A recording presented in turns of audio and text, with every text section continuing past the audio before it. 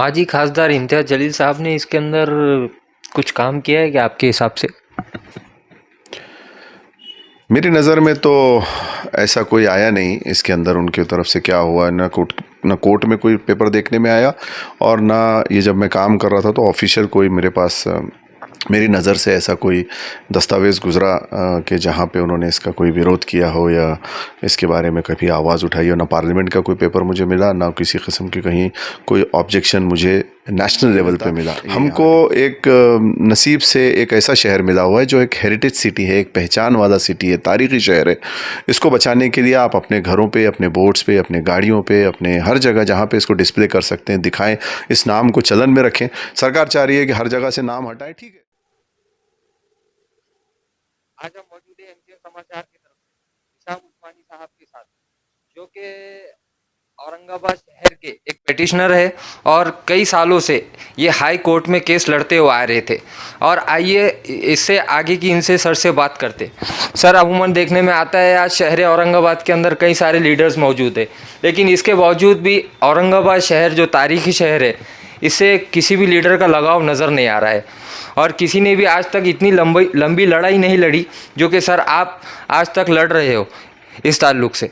Sir, अभी अमूमन आपकी लड़ाई कहाँ तक पहुँची?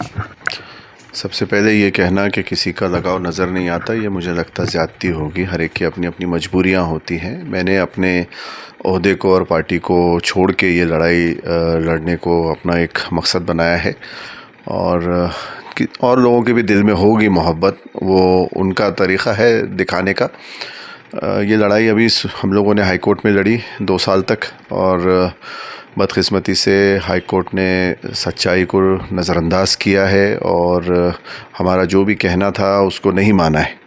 अब ये लड़ाई इंशाल्लाह हम इसको सुप्रीम कोर्ट में लड़ने का आज़म रखते हैं, इरादा रखते हैं, और हमारी पिटीशंस सब तैयार हो चुकी हैं। कोशिश करेंगे कि इसको इंशाल्लाह हम सुप्रीम कोर्ट ले जाएं और वहाँ हमको इंसाफ मिलेगा, ऐसी अल्लाह की ज़ात से उम्मीद है। सर, अमूमन एक सवाल ये भी उठ के आ रहा है, किसी भी शहर का अगर नाम बदलना है तो उसका प्रोसेस क्या होता है सर?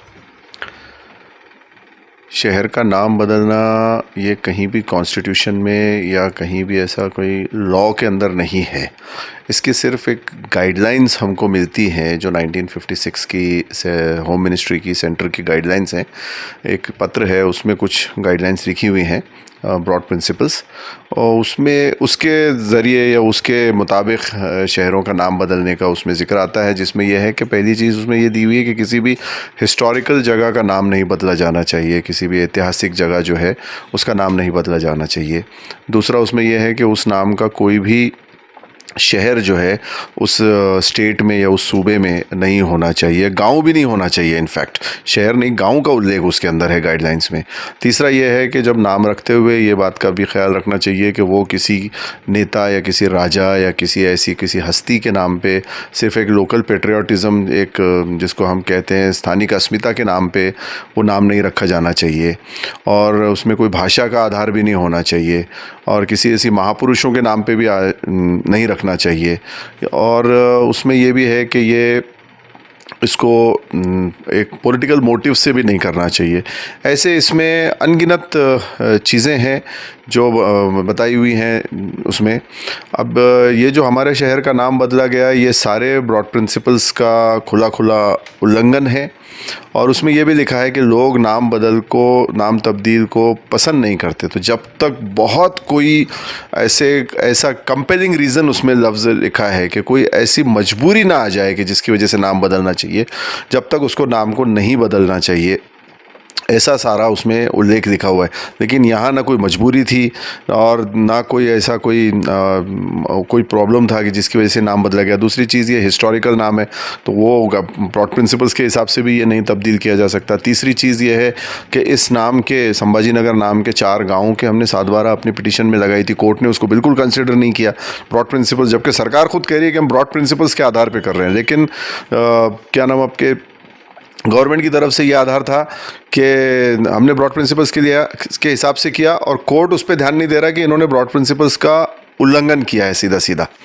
और 4 गांव हम देखते हैं कि महाराष्ट्र में संभाजीनगर नाम से मिलते हैं। उसके बाद में इसमें यह है कि नेशनल हीरोज़ और लोकल पेट्रियाटिज़म के नाम पे नहीं करना चाहिए। एक तरफ तो सरकार हर जगह ये लिख रही कि संभाजी महाराज ये बहुत बड़े महाराष्ट्र के राजा हुए और बड़े हुक्मरान थे, लेकिन सरकार दूसरी तरफ ये कह रही है कि नहीं, इसमें कोई लोकल पेट्रियाटिज़म नहीं है और कोई नेशनल हीरो के नाम पे नहीं है। तो सरकार का अपने कहने में ही एक इख्तिलाफ है। वो ये डिक्लेयर करे कि संभाजी महाराज राजा नहीं थे या वो हीरो नहीं थे, एक तरफ अगर जो उनका कहना माने, या फिर वो ये डिक्लेयर करे कि हमने इसमें गलत लिखा हुआ है। एक तरफ वो कह रहे हैं कि ये बड़े राजा थे, ब्रॉड प्रिंसिपल्स कह रहा है कि किसी ऐसे उस पर नहीं रखा जाता नाम लोकल पेट्रियाटिज़म और नेशनल हीरो पे। तो उनके कहने में ही बहुत ज़्यादा, जिसको हम कहेंगे मराठी में तफावत है, उसमें कॉन्ट्रडिक्शन है। तो ये जो प्रोसीजर है इसको फॉलो नहीं किया गया। सर एक सवाल और भी है, किसी भी सिटी का अगर नाम बदलना है तो उसके अंदर कलेक्टर, शहर के कलेक्टर हो, कमिश्नर हो, आमदार हो, खासदार हो या मंत्रिमंडल, इनकी परमिशन लेना ज़रूरी है क्या? ये जो प्रस्ताव का रखा जाता है या लाया जाता है, ये उसमें ये लिखा है कि ये विधायक द्वारा लाया गया। हमारे पास यहाँ पे औरंगाबाद में विधायक द्वारा ये प्रस्ताव लाया ही नहीं गया था। ये माजी खासदार चंद्रकांत खैरे के एक लेटर पे 2020 का उनका लेटर था, जिस पे ये इनिशिएट हुआ, जिसमें लास्ट जनरल बॉडी मीटिंग के अंदर उन्होंने ठराव मंजूर किया।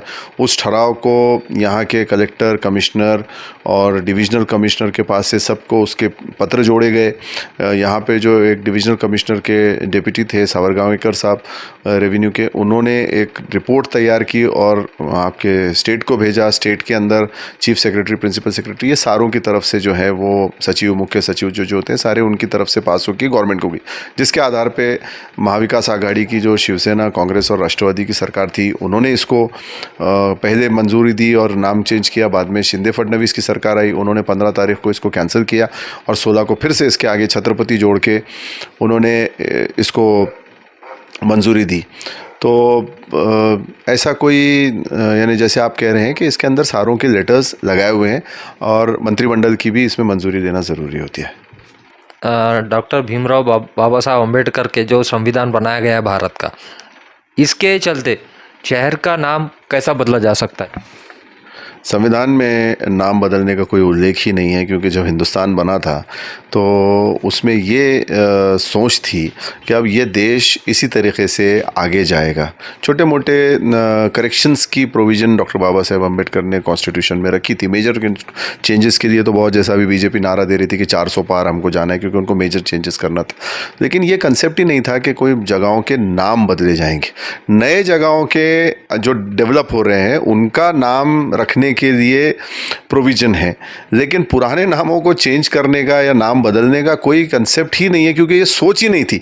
ये तो एक आरएसएस बीजेपी की हिंदुत्ववादी सोच थी, जो ये 1970 या 1980 के बाद डेवलप हुई और जिसमें इन्होंने आपके संविधान में कहें या लॉज में कहें, इसमें कहीं ना कहीं इन्होंने लूप होल्स ढूंढने का काम शुरू किया और कानून का उसको कह रहे हैं गैर फ़ायदा उठा के या उसको तोड़ मरोड़ के किस तरीके से हम अपनी सियासत कर सकते हैं, ये इन्होंने किया। संविधान में नाम बदलने का कोई प्रोविज़न ही नहीं है।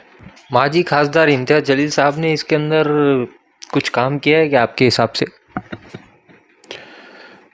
मेरी नज़र में तो ऐसा कोई आया नहीं इसके अंदर। उनकी तरफ से क्या हुआ, ना कोर्ट में कोई पेपर देखने में आया और ना ये जब मैं काम कर रहा था तो ऑफिशियल कोई मेरे पास, मेरी नज़र से ऐसा कोई दस्तावेज़ गुज़रा कि जहाँ पे उन्होंने इसका कोई विरोध किया हो या इसके बारे में कभी आवाज़ उठाई हो। ना पार्लियामेंट का कोई पेपर मुझे मिला, ना किसी किस्म की कहीं कोई ऑब्जेक्शन मुझे नेशनल लेवल पे मिला। ये यहाँ डिविजनल कमिश्नर में तो हम सब ने भी दिए थे, उसको हम नहीं ग्रहित धर सकते, वो आम लोगों के लिए था।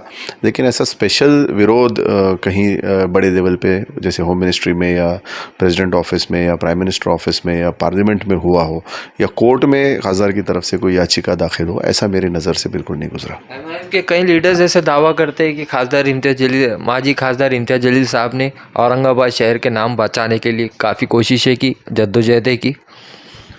ये सवाल अगर आप उनसे ही पूछें तो मुझे लगता है बेहतर होगा। मैं एमआईएम का कोई प्रवक्ता नहीं, और ना मैं उनके पार्टी का कोई मेंबर हूँ। आपने मुझे पूछा कि आपकी नज़र से कोई डॉक्यूमेंट गुजरा, तो मेरी नज़र से ऐसा कोई डॉक्यूमेंट नहीं गुजरा, ना कोई कोर्ट केस का डॉक्यूमेंट मिला और ना कोई होम मिनिस्ट्री या प्राइम मिनिस्टर ऑफिस या प्रेसिडेंट ऑफिस या पार्लियामेंट के अंदर ऑब्जेक्शन इस पर लिया गया हो या इसको रोकने के लिए कोशिश की गई, ऐसा कोई डॉक्यूमेंट मेरी नज़र से नहीं गुजरा। सर, क्या अमूमन ऐसा नज़र आ रहा है कि औरंगाबाद शहर का नाम बदलने के अंदर एक पॉलिटिकल बैकग्राउंड चल रहा है, एक वो वोट्स हासिल करने के लिए इस शहर का तारीखी शहर जो है 300-400 साल से जो नाम था उसको चेंज कर दिया गया? ये नफ़रत की राजनीति है। मराठवाड़ा एक स्टेबल पोजीशन पे जा रहा था और यहाँ पे हिंदू मुस्लिम भाईचारा था। इसको ख़राब करने के लिए सबसे पहले बाल ठाकरे ने यहाँ पे ये नफ़रत का बीज बोया। उसके बाद उनके सुपुत्र उद्धव ठाकरे अनफॉर्चुनेटली कांग्रेस और राष्ट्रवादी के साथ आए। उन्होंने उनकी भी, कांग्रेस और राष्ट्रवादी की भी जहनीत को पोल्यूट किया, उसको भी दूषित किया। और सिर्फ मेरे बाप ने कहा था, किसी के बाप के कहने पे एक तारीख़ी शहर का नाम तब्दील कर दिया जा रहा है। यहाँ के लोगों से नहीं पूछा जा रहा कि आपकी मर्ज़ी क्या है। हमारा वही कहना है कि हमारे शहर का नाम बदलने का इख्तियार बाल ठाकरे या उसके फैमिली को नहीं मिल जाता। यहाँ पे उन्होंने अपने कुछ कार्यकर्ता पिट्ठू खड़े कर दिए जो आज नेता बन गए हैं। वो शहर का नाम तब्दील करना चाहते हैं। यहाँ के शहरवासी जो हैं वो चाहे मुस्लिम हो, चाहे हिंदू हो, चाहे बुद्धिस्ट हो, सिख हो, ईसाई हो, किसी भी मज़हब के हो, वो अपने शहर से प्यार करते हैं उसी तरीक़े से जैसे कि मैं इससे पहले भी कहा कि जो भी दूसरे भी देश में ऐतिहासिक शहर हैं, वहाँ के शहर जो शहरियान हैं या शहरवासी हैं वो अपने शहर से प्यार करते हैं। चाहे रामपुर हो, चाहे सीतापुर हो या और कोई हिस्टोरिकल सिटी हो या पुरानी शहर हो। हमने ये भी यहाँ तक भी कहा कि अगर हम आज औरंगाबाद की बजाय अगर रामपुर सीतापुर के वासी होते तो हम उसके लिए भी लड़े होते और उसके लिए भी खड़े रहेंगे। हमारा कहना है कि हिंदुस्तान जैसा है वैसा ही रहना चाहिए। कुछ नया अगर डेवलप हो रहा है तो उसमें हम सब नाम रख सकते हैं, उसमें किसी को कोई आपत्ति नहीं है। जब एयरपोर्ट का संभाजी महाराज के नाम पे नाम रखने का प्रस्ताव आया तो आपने देखा होगा कि किसी ने विरोध नहीं किया। सबका यही कहना था कि ठीक है, अगर एयरपोर्ट उनके नाम पे हो रहा है और ये मसले का अगर इसमें हल निकल सकता है तो कोई इसमें किसी को आपत्ति नहीं थी। लेकिन शिवसेना के जो और ये जो जहनीत के लोग हैं, बीजेपी, शिवसेना, अभी तो अनफॉर्चुनेटली कांग्रेस और राष्ट्रवादी भी उसी जहनीत के हो चले या उनकी रीढ़ की हड्डी टूट गई है कि वो कुछ बात करने की पोजीशन में नहीं है। तो ये सिर्फ एक नफ़रत की राजनीति है जिस पे ये लोग फसल काटना चाह रहे हैं, वोट्स लेना चाह रहे हैं।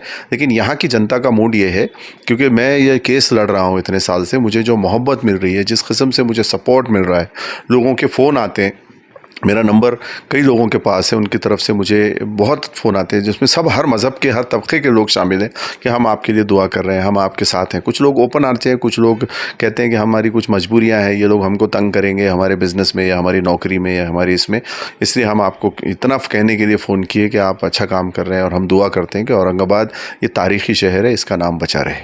सुप्रीम कोर्ट में कब जाने वाले एग्जैक्टली सर, एक डेट बता सकते हैं आप, पिटीशन कब डालने वाले हो?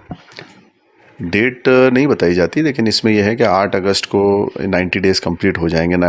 हमारे पास 8 अगस्त तक का टाइम है अपील पीरियड।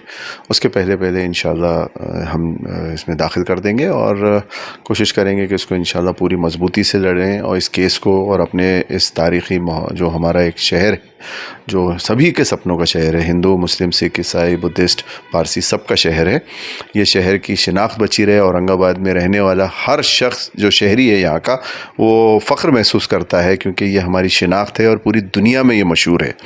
तो हम चाहेंगे कि ये शिनाख्त बची रहे और इसके लिए इंशाल्लाह हम ज़रूर लड़ेंगे और अपनी शिनाख्त को बचाएंगे। एक आखिरी सवाल सर आपसे, औरंगाबाद शहर की आम जनता से अभी आप क्या अपील करना चाहते हो इस लड़ाई में आपकी?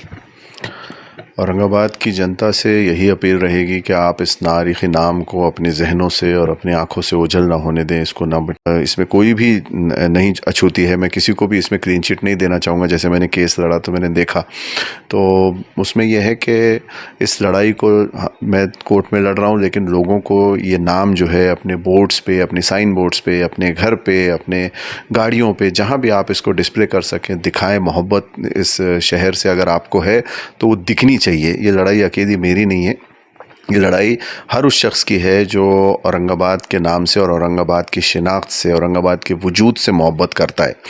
और किसी भी जगह का डेवलपमेंट जो होता है तो पहले उसके वजूद से होता है। औरंगाबाद को हमको डेवलप जितना ज़करिया साहब ने किया उसको और आगे ले जाना है, लेकिन हमारी शिनाख्त को भी बरकरार रखते हुए, बचाए रखते हुए, क्योंकि ये हेरिटेज है। ये हर शहर को ये खुशनसीबी नहीं मिलती, एजाज़ नहीं मिलता। हमको एक नसीब से एक ऐसा शहर मिला हुआ है जो एक हेरिटेज सिटी है, एक पहचान वाला सिटी है, तारीख़ी शहर है। इसको बचाने के लिए आप अपने घरों पे, अपने बोर्ड्स पे, अपने गाड़ियों पे, अपने हर जगह जहाँ पे इसको डिस्प्ले कर सकते हैं दिखाएं, इस नाम को चलन में रखें। सरकार चाह रही है कि हर जगह से नाम हटाएं, ठीक है, हमारा प्रोटेस्ट गांधी जी के उस पर रहेगा, तो वो अगर लिखते हैं तो उनको लिखने दें, उनको हम इंशाल्लाह ज़रूर शिकस्त देंगे कानूनी और पॉलिटिकल लड़ाई लड़के।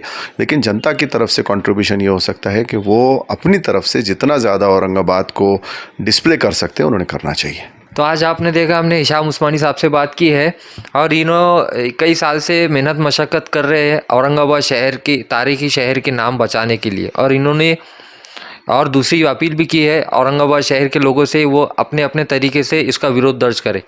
बस आज के लिए इतना ही। आप देखते रहिए MCN समाचार, खान राफे मोहम्मद के साथ।